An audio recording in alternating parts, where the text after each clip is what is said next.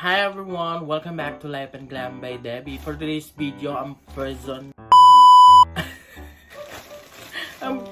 na sa inyong harapan ay nagugutom. Kaya naman, naalala ko, may in-order nga pala ako sa Templados. Sa TikTok, hanapin niyo sa TikTok, Templados. Tapos mag-order kayo doon ng mga sausawan and bagoong alamang. Itong in-order ko, hindi ko alam kung bagoong alamang ba itong in-order ko. Ayan ha, Kuya Francis, support sa inyong business. Oh, in-order ko to ha, hindi ito sponsor. Ito ay binayaran ko talaga. Magkano nga to? Hindi ko sure kung magkano yung binayaran ko dito.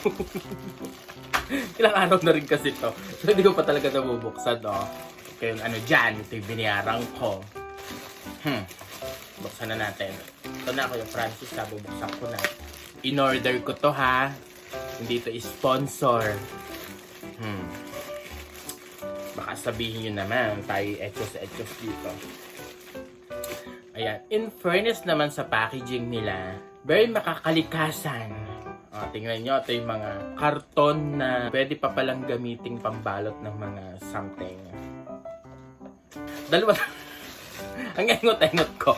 Ang in-order ko, di ba isang isang item. Good item. Ayan. Isang item lang, so ginawa kong dalawa. Dat pa lang, in-order ko magkaiba. Kasi product nila, 3 yung in-launch nila dun. Napanood ko dun sa live. Then, ang in-add to cart ko ay isa. Tapos ginawa kong dalawa. Tsaka ko lang napagtanto na dapat pala in-order ko na yung 3. Which is, kapag 3 kasi in-order mo, parang bundle na siya. Matitikman mo lahat. Eh, yung person na ito. Isa lang ang in-order, ginawa pang 2. Pero okay na din. At least matitikman natin. Nag-air fry ako. Oh, hindi nyo kaya. Nag-air fry ako ng karne. Buksan na natin. Ano ba yan? Medyo maganda ang packaging. Ang galing yung ganon. Yung mga magaganda ang packaging. Very good kayo doon. Yung mga marurupok na katulad ko, bawal mabasag. Masyado nyo naman sinisicured. Ang hirap ng ganon. Sinisicured yung mga parang kami, kailangan i-secure. Kahit basag na charing. Aba, tingnan nyo. Nakabalot ulit. Bubble wrap pa rin sa loob. Masyado nyo naman ginagalingan ng pagbabalot. Nahihirapan na ako. Parang gusto ko na itong ikat. Pero hindi tayo mandadaya dito sa lugar na ito. Bubuksan natin. Ayan. Eto na. Eto na. Ito ipapakita na natin. Bagoong alamang to eh. Bagoong alamang tong in-order ko eh. For sure, may amoy to. May amoy. Keme. Walang amoy. Ganun. Nadi-disappoint ako. Wala akong naamoy na leak. Yan ang gusto ko dito eh. I'm so disappointed. Bakit walang nag-leak? Tapos kinaaarte ko. Lumipad ang laman. Nabasag pa dito sa kwarto ko. At doon na nga nangamoy. Ayan na.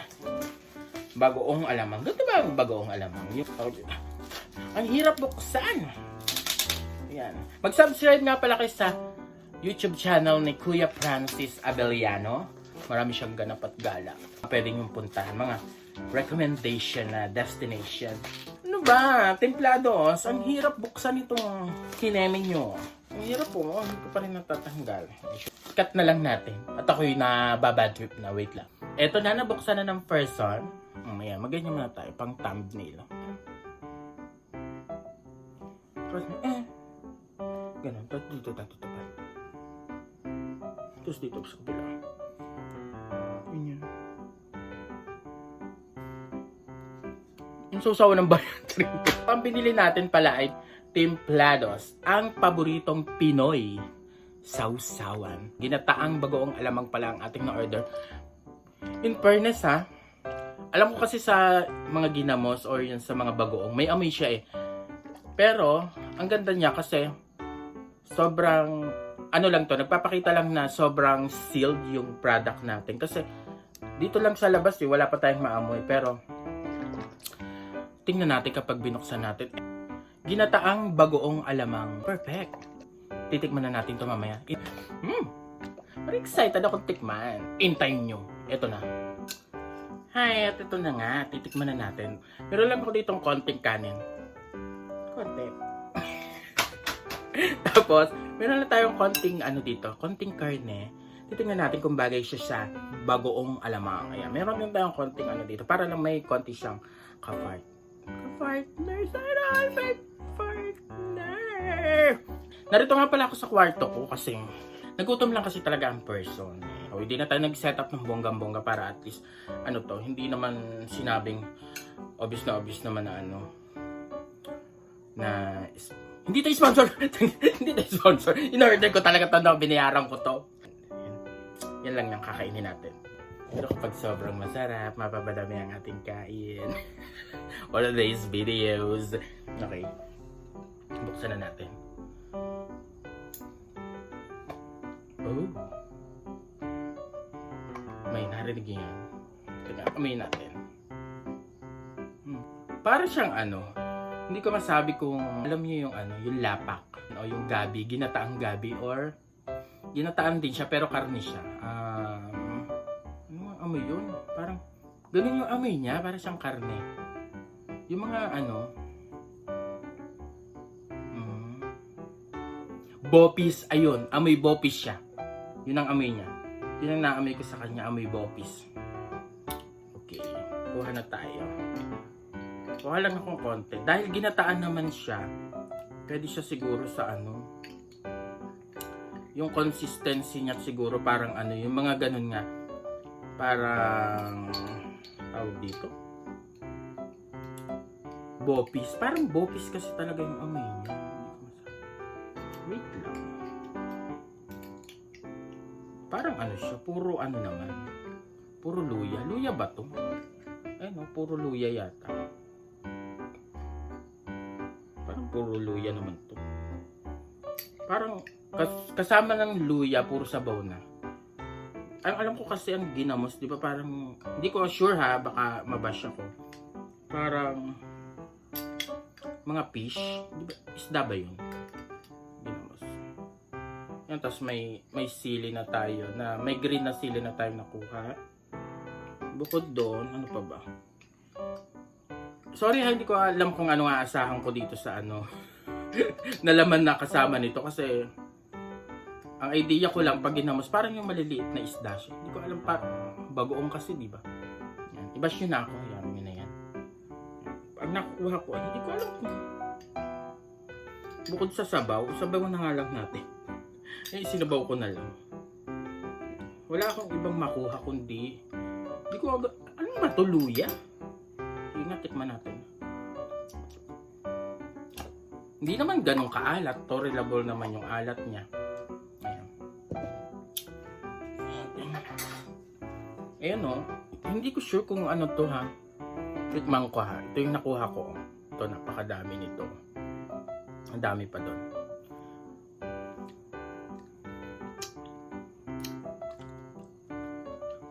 Luya nga siya. Ayan. Yan, ganyan kadami yung luya niya.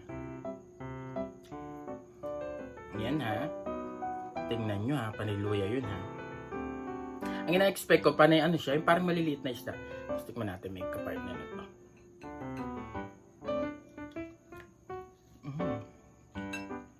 Sarap. Kain po tayo.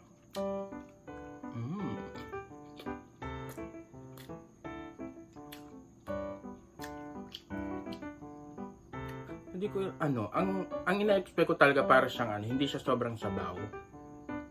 Tapos, may mga malilit na isda. Paulit-ulit. Pero yun talaga ang alam ko sa ginamos. May mga malilit na isda. Pero hindi ko alam kung ang nila dito ay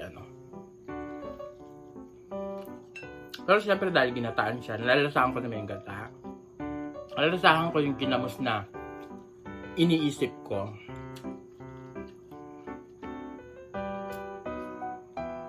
Hindi ko lang na-expect na puro luya yung makukuha ko. Ayan. Lahat yan luya. Ang dami pa doon sa loob. Siguro, kasi ang luya, nag-ano siya. May aromatic. May siya eh. Kasama siya sa mga spices na nagbabawas ng yung lansa baga ng kinakain natin. Kaya di ba kapag kumakain tayo ng may sabaw na katulad ng tinola, di ba? Nakalagay doon, luya. Kasi para mawala yung lansa nung manok. So kaya luya nakalagay. So siguro kaya luya nakalagay ito, kaya maraming luya para at least mawala yung lansa ng ginamos. And teka natin yung ginataang bagoong alamang. Ayun, kaya siguro ang consistency niya ay liquid or sabaw. Kasi ano nga siya, templados. Ang paboritong Pinoy, sausawan. So, sausawan siya. Pero ang ginawa ko kasi, ginawa ko siyang ulam. Ayan. Pero, nagko-complement naman siya dito. Ang ginamit ko kasi ay, ayan, meron tayong konting curry kasi wala na kaming pagkain. Wala na laman yung rep namin. Nakakapiraso lang. Ayun. Ang dami nating chika. Pero at least syempre, support tayo dito sa Templados. So ayan. Sausawan siya ha, sausawan. Ginawa ko lang talaga siyang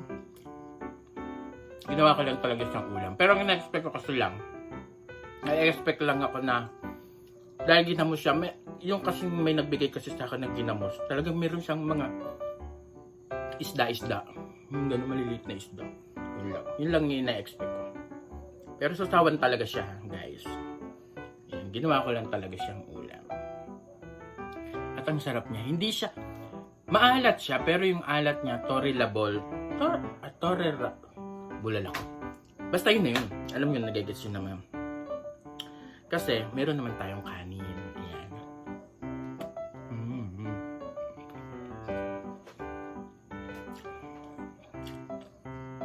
Ang person na to ay nawala na ang gutom.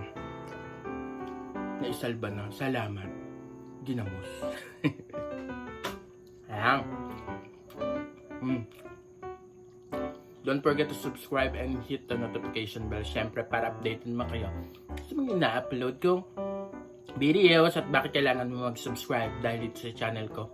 Kung hindi ka nila love, dito sa channel ko. Love na love kita. Thank you so much for watching. Don't forget to subscribe ha. Ayan, at huwag nyo kalimutan bumili ng Templados.